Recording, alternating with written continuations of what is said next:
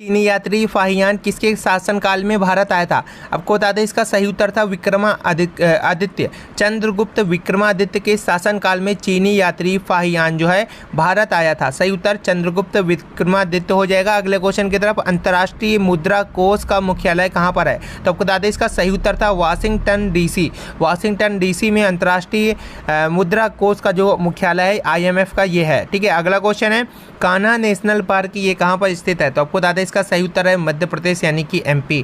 Kanha national park ये आपका मध्य प्रदेश में स्थित है। अगले क्वेश्चन की तरफ बढ़ते हैं, भारतीय मुद्रा का पहला अवमूल्यन किस वर्ष में हुआ था? तो आपको बता दें इसका सही उत्तर है 1966 ईस्वी में भारतीय मुद्रा का पहला अवमूल्यन हुआ था। तो सही उत्तर क्या हो जाएगा? 1966 ईस्वी इसका सही उत्तर हो जाएगा। भारतीय मुद्रा का पहला अवमूल्यन 1966 ईस्वी में हुआ था। अगला क्वेश्चन है वित्त आयोग के प्रथम अध्यक्ष कौन थे? तो आपको बता दें इसका सही उत्तर है KC नियोगी।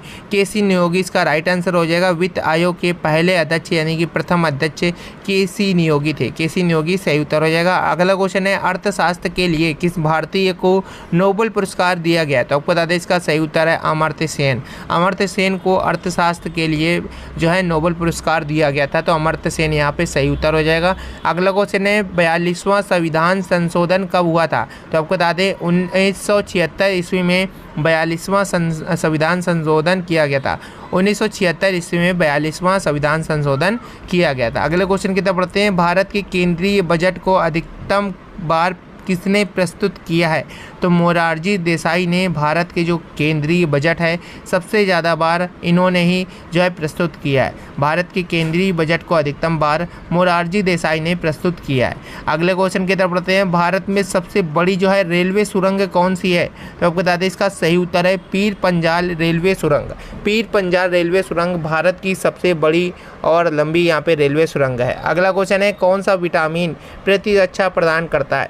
तो ये आपको पता होगा विटामिन ए इसका सही उत्तर है। विटामिन ए प्रतिरक्षा प्रदान करता है और इससे जो है स्किन को भी काफ़ी ज़्यादा फायदा मिलता है। ठीक है, डैमेज स्किन जो सेल्स होते हैं वो सही होते हैं। तो विटामिन ए इसका सही उत्तर है। कौन सा विटामिन प्रतिरक्षा प्रदान करता है? तो विटामिन ए। अगला क्वेश्चन है रिकेट्स किस विटामिन की कमी से होता है? तो विटामिन डी की कमी से रिकेट होता है। इसका जो वैज्ञानिक नाम है कैल्सीफेरॉल होता है। विटामिन डी इसका सही उत्तर हो जाएगा। अगला क्वेश्चन है पित्त का रस शरीर के किस भाग में होता है? तो बता दें इसका सही उत्तर है यकृत में। पित्त का जो रस है ये आपका यकृत में होता है। पित्त का रस शरीर के यकृत भाग में होता है। यकृत सही उत्तर हो जाएगा। शरीर के किस भाग में यूरिया का निर्माण होता है? तो यकृत में ही यानी कि NH3 का जो आपका यूरिया होता है।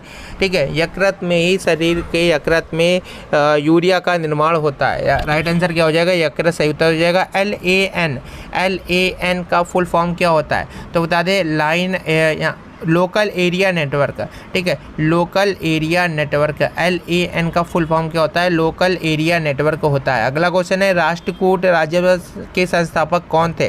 तो दंती दुर्ग इसका सही उत्तर था। राष्ट्रकूट राजवंश के संस्थापक दंती दुर्ग थे। दंती दुर्ग यहाँ पे राइट आंसर हो जाएगा।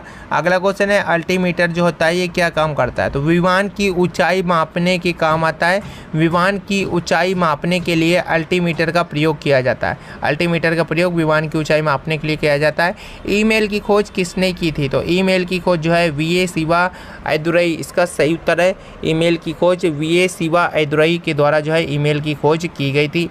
अगले क्वेश्चन की तरफ बढ़ते हैं, कंप्यूटर की स्थायी मेमोरी कौन सी होती है? तो आपको बता दें रोम इसका राइट आंसर है। ROM कंप्यूटर की स्थायी मेमोरी जो है ये आपकी रोम होती है। अगले क्वेश्चन की तरफ बढ़ते हैं, काफ़ी बार पूछा जा चुका है सबसे लंबा रेलवे मार्ग कौन सा है? तो यहाँ पे जो है डिब्रूगढ़ से कन्याकुमारी इसका राइट आंसर हो जाएगा। ठीक है, काफ़ी लोग हिमालय से जो कन्याकुमारी जोड़ते हैं। ठीक है, तो वो गलत था। डिब्रूगढ़ से जो पूरब से आपका जो होता है, पूरब से शुरू होता है, पूरब के डिब्रूगढ़ से कन्याकुमारी तक जो है सबसे लंबा रेलवे मार्ग है। अगले क्वेश्चन की तरफ बढ़ते हैं, अंडों की टोकरी के नाम से कौन जाना जाता है? तो आपको बता दें इसका सही उत्तर क्या है? इसका सही उत्तर है आंध्र प्रदेश। आंध्र प्रदेश का राइट आंसर है। आंध्र प्रदेश को अंडों की टोकरी के नाम से हम लोग जानते हैं। अंडों की टोकरी के नाम से हम लोग इसको जो है आंध्र प्रदेश को जानते हैं। सही उत्तर क्या हो जाएगा?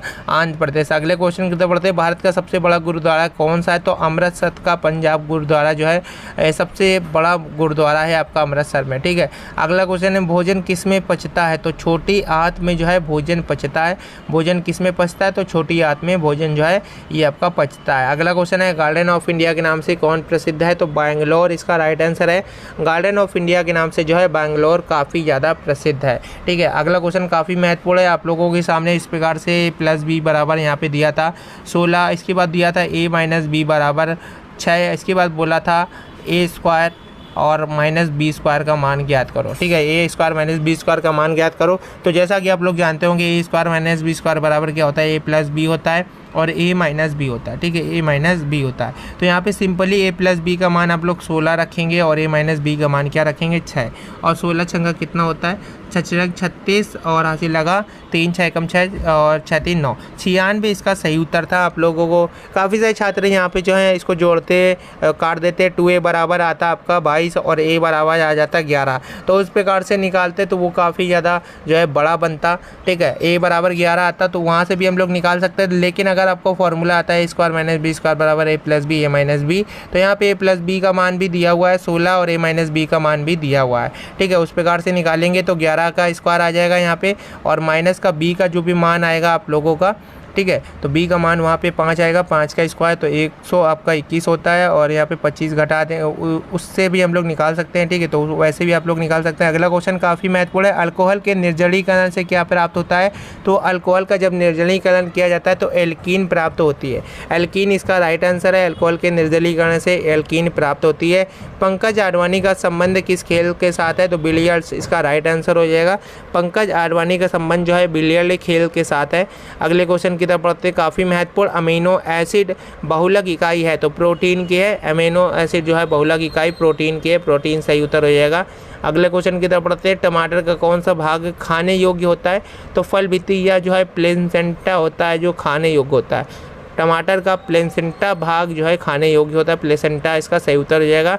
हॉर्नबिल उत्सव किस राज्य में मनाया जाता है, तो आपको बता दें इसका सही उत्तर है 1 से 10 दिसंबर के बीच नागालैंड राज्य में जो है हॉर्नबिल उत्सव हर साल जो है मनाया जाता है। 1 से लेकर 10 दिसंबर के बीच नागालैंड राज्य में हॉर्नबिल उत्सव हर साल मनाया जाता है, सही उत्तर हो जाएगा। अगला क्वेश्चन काफ़ी महत्वपूर्ण है, एक परीक्षा में 640 लड़के 360 लड़कियाँ शामिल होती हैं, यदि 60% लड़के और 80% लड़कियां सफल रहीं तो असफल छात्रों का प्रतिशत ज्ञात करना है। तो सबसे पहले यहाँ पे देखिए 60% लड़के जो है सफल होते हैं और 80% लड़कियां सफल रहती हैं, तो यहाँ पे 40% जो है लड़के असफल होते हैं। तो 640 का सबसे पहले हम लोग 40% निकालेंगे जब, तो यहाँ पे आप लोगों का 4 चौको 16 और 4 छिंग 24 और 1 25, 256 आ जाएंगे लड़के जो कि फेल हुए। 640 में 256 लड़के फेल हो गए।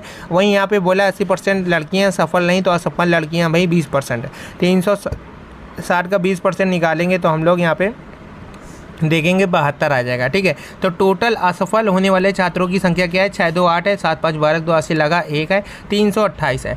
328 हैं जो वो टोटल असफल छात्र हैं। कितनों में से 360 640 को जब जोड़ेंगे तो आ जाएगा हम लोगों का 1000। ठीक है, 1000 में से, और इसका परसेंटेज पूछा है, असफल छात्रों का प्रतिशत पूछा है, तो असफल छात्र हुए 338, 1000 में से गुणा 100 कर देंगे तो हमें परसेंटेज पता चल जाएगा, 32.8% आ जाएगा। 328/10 का जब भाग करेंगे तो 32.8% यहाँ पे जो है असफल छात्रों का प्रतिशत निकल के सामने आ जाएगा। अगला क्वेश्चन है नाबार्ड का फुल फॉर्म क्या होता है, तो NABARD होता है। ठीक है, फुल फॉर्म पूछा गया है, तो N जो आपका नाबार्ड का फुल फॉर्म होता है ये होता है आपका national bank for agriculture and rural development, राष्ट्रीय कृषि और ग्रामीण विकास बैंक। नाबार्ड का मुख्यालय जो है कहाँ पर स्थित है, तो आपको बता दें इसका मुख्यालय मुंबई में है और इसकी स्थापना 12 जुलाई 1982 ईस्वी में की गई थी। तो यहाँ पे जो है नाबार्ड का full form national bank for agriculture and rural development होता है, हिंदी में राष्ट्रीय कृषि और ग्रामीण विकास बैंक, और नाबार्ड का मुख्यालय मुंबई में, इसकी स्थापना 12 जुलाई 1982 ईस्वी में हुई थी। अगला क्वेश्चन है समाजवादी और पंथ निरपेक्ष शब्द जो है संविधान के किस संशोधन के द्वारा जोड़े गए थे, तो आपको बता दें संविधान के जो 42वां संशोधन हुआ था, संविधान के 42वें संशोधन के द्वारा समाजवादी और पंथ निरपेक्ष शब्द जो है संविधान संविधान में जोड़े गए थे संशोधन के द्वारा। तो समाजवादी पंथ निरपेक्ष शब्द संविधान के 42वें संशोधन के दौरान जोड़े गए थे। अगला क्वेश्चन है, कोई धन साधारण ब्याज की दर से 3 वर्ष में 800 रुपये से 920 हो जाता है। ब्याज की दर 3% बढ़ा दी जाए तो समान अवधि में वह राशि कितनी हो जाएगी।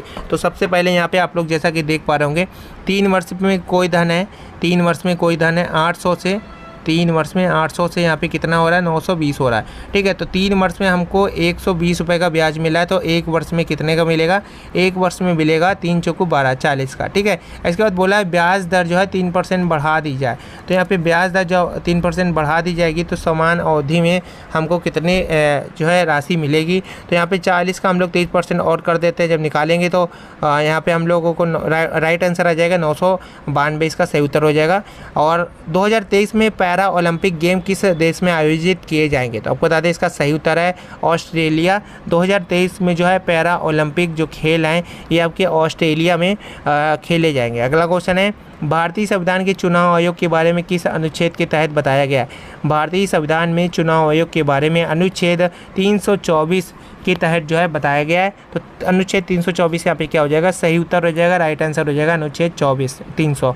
अगला क्वेश्चन है, वसा का पाचन किस एंजाइम के द्वारा होता है। तो लाइपेज एंजाइम के द्वारा वसा का पाचन जो है होता है। तो लाइपेज एंजाइम के द्वारा वसा का पाचन होता है, लाइपेज एंजाइम यहाँ पे सही उत्तर। निम्न में से कौन सी भाषा जो है श्रीलंका और सिंगापुर में जो प्रमुख भाषा है। तो आपको बता दें तमिल भाषा जो है श्रीलंका और सिंगापुर की जो है प्रमुख भाषा रही है। अगला क्वेश्चन है,